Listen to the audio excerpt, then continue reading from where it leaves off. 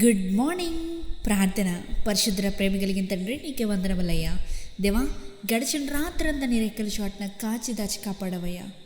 ప్రభువా, మీకు ఏది కూడా సమీపించకుండా నీ రెక్కలతో మాకు కప్పవయ్యా. నీకే కోట్లాది వందనములు తండ్రి. దేవా, ఇదిగో అయ్యా, ఈ ఉదయకాలపు సమయంలో లేచి నిన్ను ఆరాధించడానికి ఇచ్చిన ఈ భాగ్యాన్ని బట్టి నీకు వందనములు. ఈ ప్రార్థనలను కలుసుకోవడానికి ఇచ్చిన ఈ తరుణాన్ని బట్టి నీకు వందనములు. ఎంతోమందికి లేని ఈ అవకాశాన్ని మాకు ఇచ్చావయ్యా. నీకే కోట్లాది వందనములయ్యా. దేవా, ఈరోజు మా జీవితంలో మేము ప్రతిదీ పొందుకునే దాన్ని బట్టి నీకే వందనాలయ్యా. దేవా, మేము బ్లెస్సింగ్ పొందుకోవాలయ్యా. ఈరోజు మా జీవితంలో మరుపు రాని రోజుగా మేము ఈరోజు మిగిలిపోవాలయ్యా. జరగబోయే ప్రతి కార్యాన్ని బట్టి నీకు స్తోత్రాలు చెల్లించుకుంటున్నామయ్యా. ఈరోజు మా జీవితంలో ఏం జరగబోతుందో మాకు తెలియదు, కానీ జరగబోయే ప్రతి దాని గురించే నీకు వందనాలు తెలియజేస్తున్నామయ్యా. అది మేలైన కీడైన సమస్తము నీ వలనే సాధ్యం ప్రభువా. దేవా, నీకు కోట్లాది వందనములయ్యా.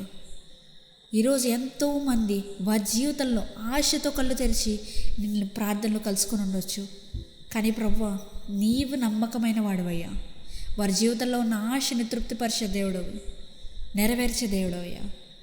ఫైనాన్షియల్ ప్రాబ్లమ్స్ ఏమో, లేదా అనారోగ్య పరిస్థితులేమో, ప్రతి దాన్ని దేవా నీవే చూసుకోమని అడుగుచున్నామయ్యా.